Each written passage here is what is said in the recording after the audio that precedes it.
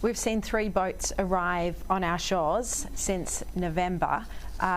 In the past, there have been boats that have come, but they've been intercepted at sea. That doesn't seem to be happening at the moment. Are you concerned that under Labor we could start to see an influx? Well, I'm very concerned because I think if Labor allows this problem to flourish again, they're going to find it very hard to get it back under control.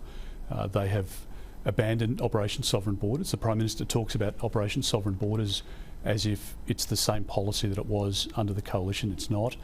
And what the people smugglers take from the change and the watering down to Operation Sovereign Borders under Labor is that there's a green light for them and there's a business opportunity again. As we know, at every Labor Party conference, he's argued against Operation Sovereign Borders and against tough border protection policies. And I think the people smugglers can see that on this front that he's probably not telling the truth as well. Yeah.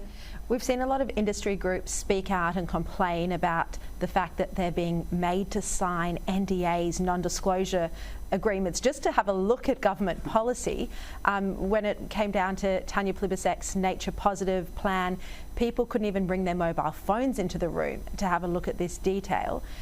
Do you think this is quite absurd secrecy from a government, and is it designed to shut down public criticism? There's no doubt it's designed to shut down criticism, it's designed to divide and conquer.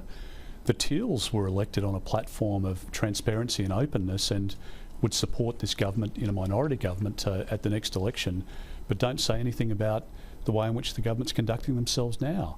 I've never seen anything like it, where you've got religious leaders who are dealing with the government, negotiating with the government at the moment on the religious discrimination bill. The Archbishop or the Imam or the Rabbi is required to sign a non-disclosure agreement, can't go back to their church or synagogue and speak to their advisors about what it is that they've read or seen. Some of them are seeing part of the bill, others are seeing the entire bill.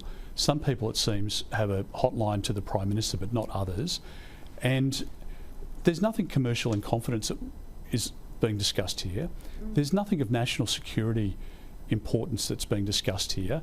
And it's not a market-sensitive position or a national security position that would otherwise warrant that. So I think it's plain and simple a technique that's been drafted by Mark Dreyfus to try and stop public scrutiny and criticism of where the government is at.